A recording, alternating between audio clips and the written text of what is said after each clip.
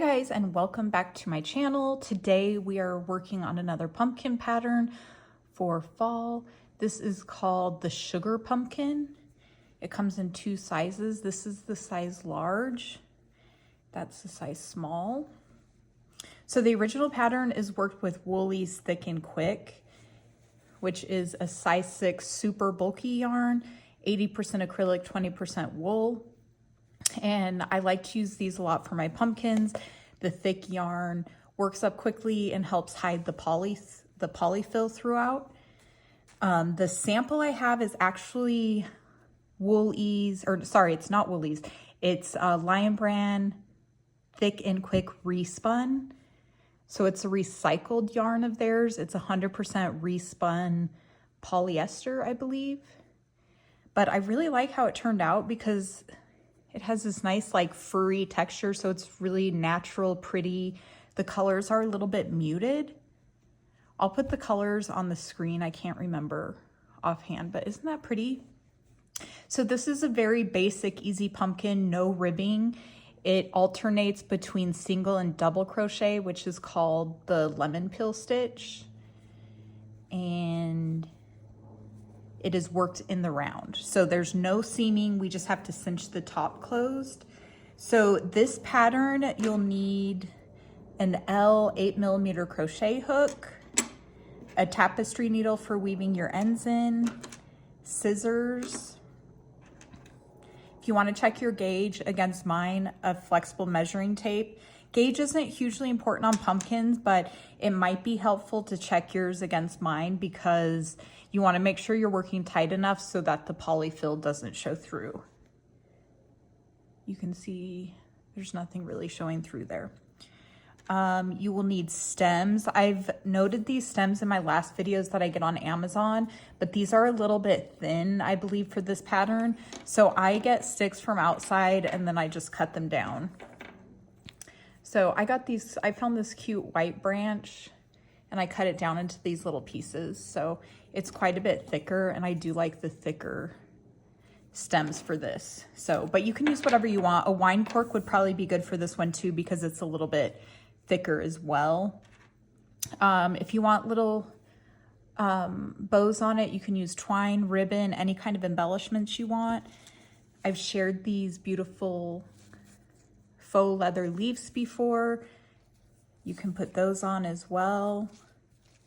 And then I've also shared these little leather tags before, and you can use those as stems. You just fold them in half, and instead of the stem, you just place it right there and attach it with the yarn or twine. I'll link all of these below.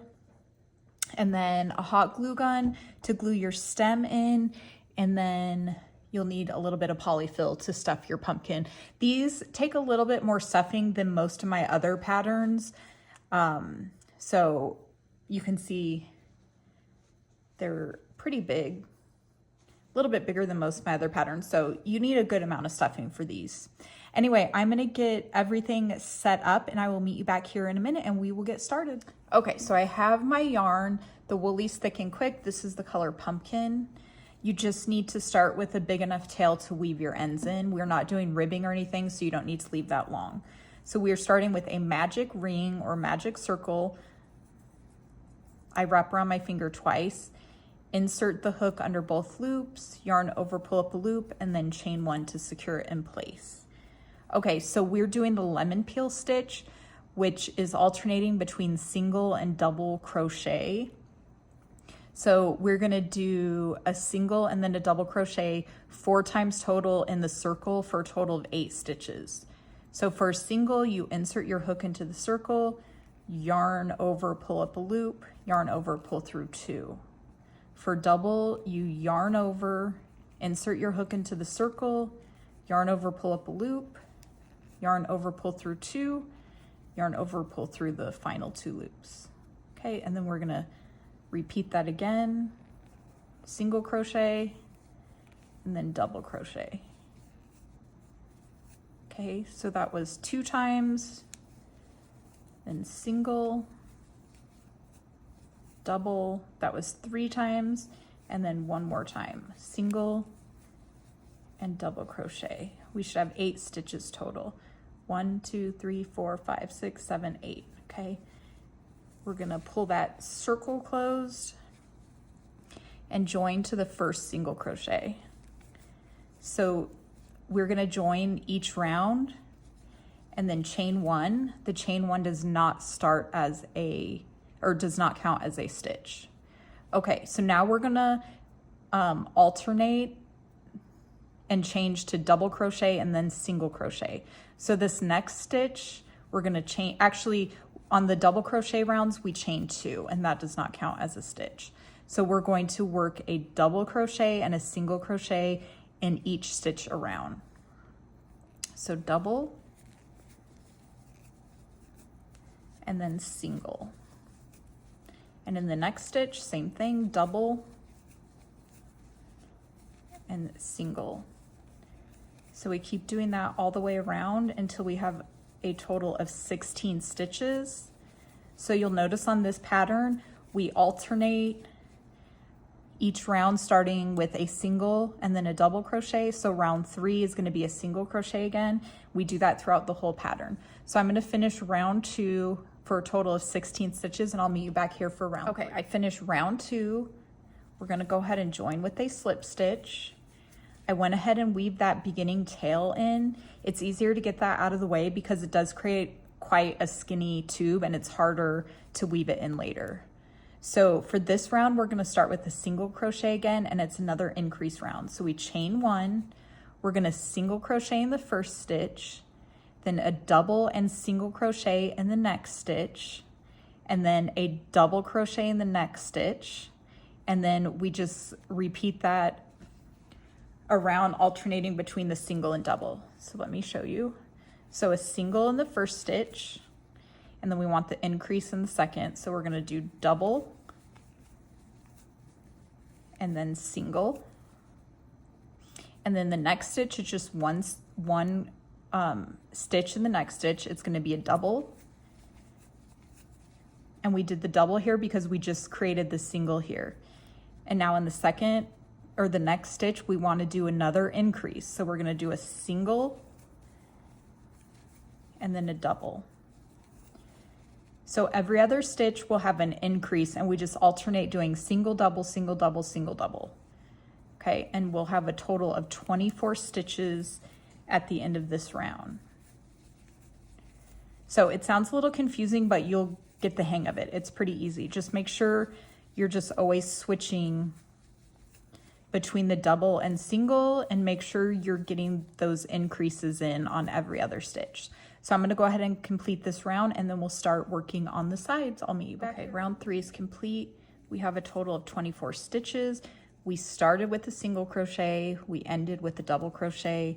Again, we join with a slip stitch. When I join with a slip stitch, I always pull my working yarn a little bit tight on my hook so that this loose loop tightens up and it creates not such a big bump right here on the seam. Okay, so now we are working the sides, so we're gonna have 24 total stitches. So we just did a single crochet on that last round, so we're gonna start with a double crochet. So chain 2, double crochet in that first stitch, single crochet in the second stitch, double, single, and you just do that all the way around. It's a really, really easy pattern. And just keep alternating like that all the way around. I'll meet you back here for the next round. Okay, so I just finished that round. If your piece starts curling inward like that, push it out. Your work should be facing you on the outside as you work. If it's going like this and your work is facing the inside as you go, that means it's inside out.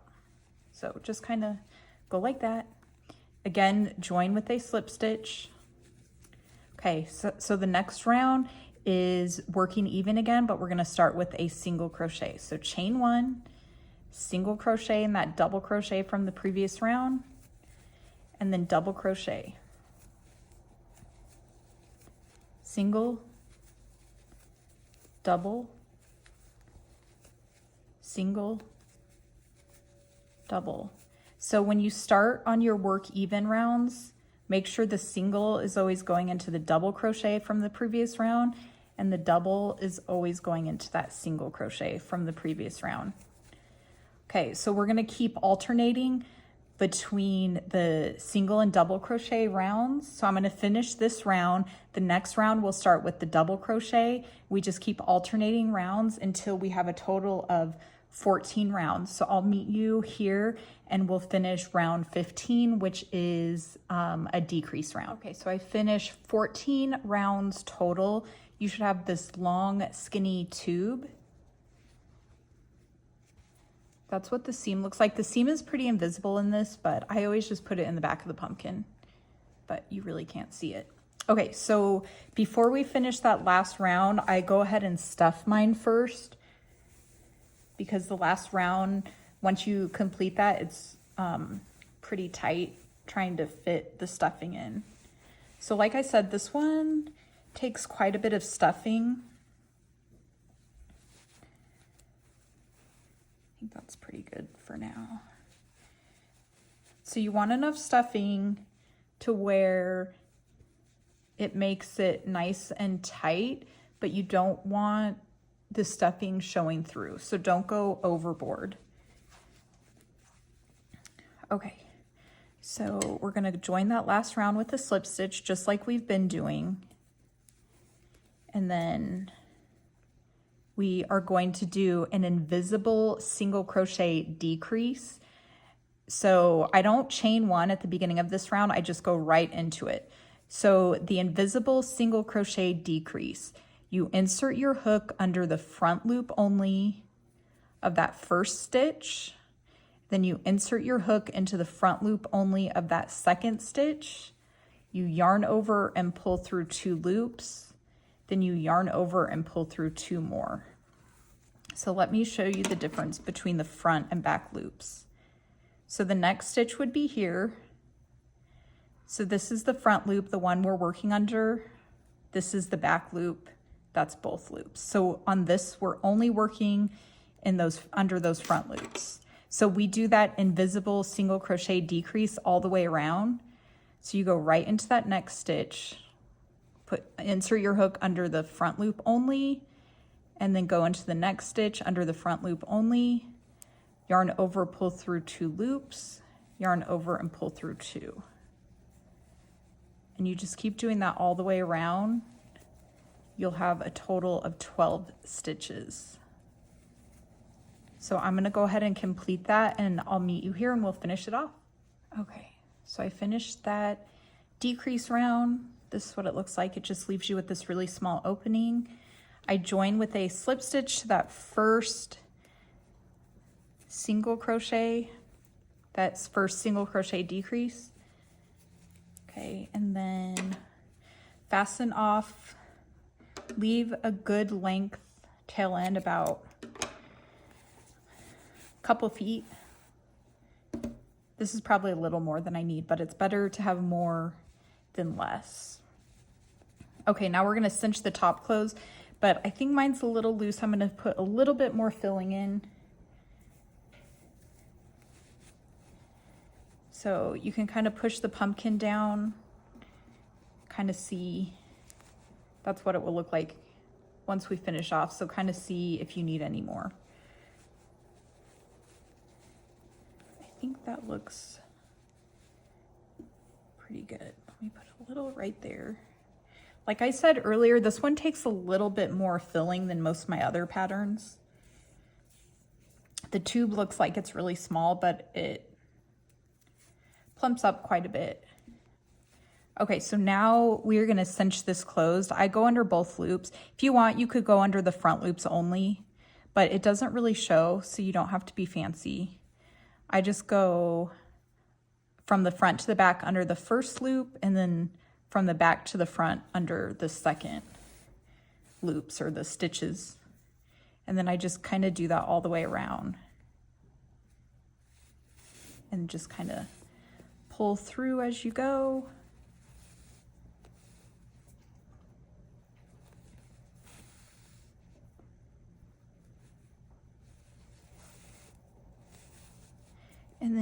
I usually go back through the first few a couple times just to really secure it in place, and then you can pull closed. So if you want, you can leave an opening for the stem, but on this one, since I use a thick stem, it completely covers it up once you finish it off. So I go ahead and just close this one completely. I just secure it a little bit more. So once you have that nice and tight and closed, I put my needle through the center all the way to the bottom of the pumpkin. You should be able to use this needle. It's a little bit short, but I find it works. Then I pull tight a little bit, and then I just put it kind of off-centered from the center and put it back through to the top center, like that. And that's it. We don't do any sort of ribbing.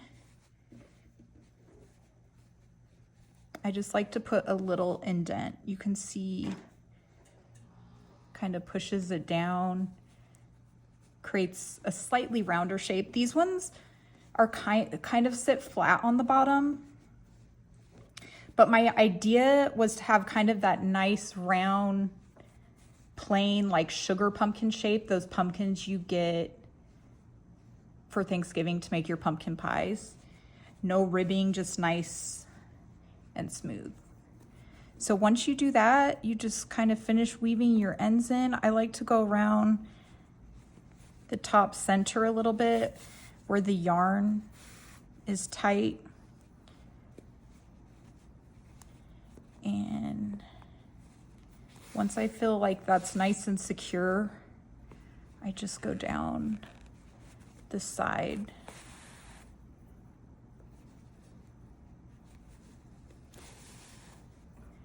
All the way down. And then through the bottom.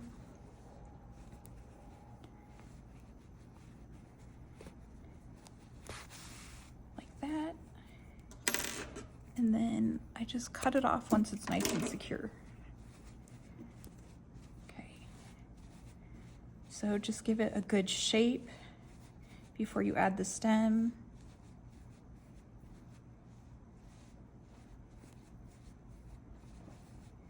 And then just gonna hot glue that stem. Let me show you, this is kind of what it looks like. This is what it looks like at the bottom. It just gets kind of flat, but sits nicely. So I just put a little dollop of glue right there.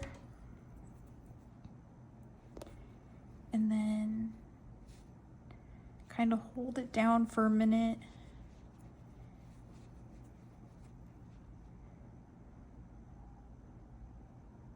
And if you want, you can put a little piece of twine around it and have a little bow. But there you have it, a cute little simple pumpkin. So all the links will be listed below to my blog, everything that I purchased. The written instructions are on my blog, and in the written instructions on my blog, all the links to everything we talk about, yardage, all the yarn I use, a bunch of alternative yarns will be listed as well. So I look forward to seeing you guys soon for the next pumpkin pattern. Have a nice day.